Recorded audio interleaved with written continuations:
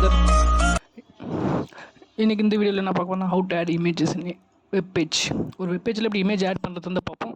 Let's go. பாருங்க, first நம்ம image add பண்ணுறதுக்கு முன்னாடி அதனுடைய ஆட்ரிபியூட்ஸ் பார்ப்போம். 4 ஆட்ரிபியூட்ஸ் இருக்குது. ஃபஸ்ட்டு சோர்ஸு, ஹைட்டு, வித்து, அப்புறம் ஆல்ட்ன்ற ஆட்ரிபியூட் இருக்குது. இந்த 4 ஆட்ரிபியூட் யூஸ் பண்ணி எப்படி ஒரு வெப் பேஜில் ஆட் பண்ணுறது வந்து பார்ப்போம்.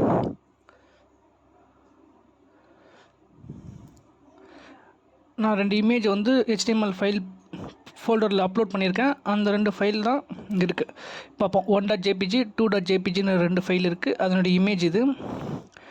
இப்போ இந்த இமேஜ் ஆட் பண்ணி எப்படி பண்ணுறதுன்ற பார்ப்போம். அதுக்கு இமேஜ் ஆட்ரிபியூட், இமேஜ்ன்ற ஒரு கீவேர்டு வச்சு சோர்ஸ் SRC, ஏதாவது சோர்ஸ் ஆட்ரிபியூட். சோர்ஸ்னால் எங்கள் டெஸ்டினேஷன்லேருந்து எடுக்கிறோம்ல, அது அந்த ஃபைலோட பார்த்து ஃபைல் 1.jpg அந்த ஃபைலில் வந்து ஆட் பண்ணியாச்சு.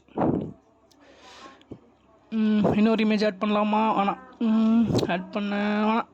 இந்த ஒரு இமேஜுக்கு மட்டும் பார்ப்போம். இந்த ஒரு இமேஜ் எப்படி ஆட் பண்ணி அந்த ஆட்ரிபியூட்ஸ் எப்படி யூஸ் பண்ணுறதுன்னு பார்ப்போம். இதான் அந்த இமேஜ்.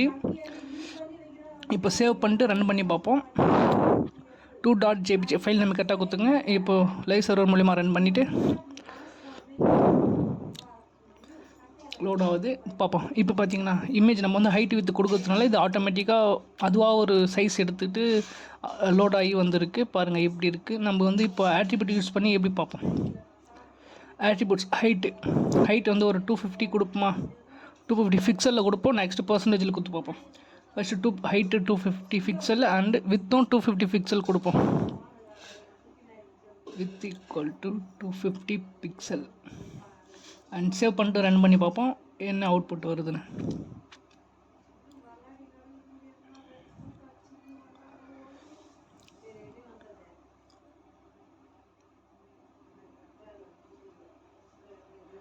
சேவ் பண்ணிவிட்டு பார்த்தா 250 பிக்சலுக்கு ஏற்ற மாதிரி சின்னதாக ஒரு ஃபோட்டோ அலைன் ஆகி வந்திருக்கு. ஹைட்டும் 250, லென்த்தும் 250, வித்தும். இப்போ பெருசாகி பார்ப்போம். 650க்கு கொடுத்து பார்ப்போம். சேவ் பண்ணி பார்ப்போமா? சேவ் பண்ணிட்டு ரன் பண்ணி பார்த்தா 650க்கு அலைன் ஆகிருக்கும். இப்போ அடுத்தது பர்சன்டேஜ் கொடுத்து பார்ப்போம். பர்சன்டேஜில் எப்படி அலைன் ஆகுதுன்றதை பார்ப்போம்.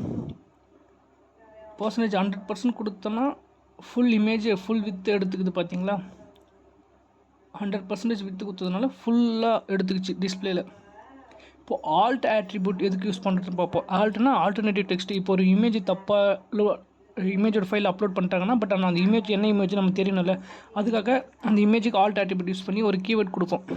இப்போது இமேஜ் லோட் ஆகும்போது ஸ்லோவாக இருக்குது, சர்வர் டவுனாக இருக்குன்னா இமேஜ் மட்டும் லோட் ஆகி அந்த ஐக்கான் தெரியும்ல, அந்த இடத்துல என்ன இமேஜ்னு காமிப்போம். இப்போ நம்ம கரெக்டாக ஆட் பண்ணல, பிக்சர் கீழே எந்த இமேஜும் காமிக்கல. இப்போ நம்ம அந்த 2 எடுத்து ஃபைல் நேமை மாற்றி கொடுப்போம். 3ன்னு ஃபைல் நேம், அந்த ஃபைல் எதுவுமே இல்லை. இப்போ ரன் பண்ணி பார்ப்போம். சேவ் பண்ணிட்டு நமக்கு அங்கே வந்து கார் இமேஜின்ற மட்டும் ஒரு டெக்ஸ்ட் மட்டும் வருது. அங்கே பார்த்தீங்களா கார் இமேஜின்னு இருக்குது.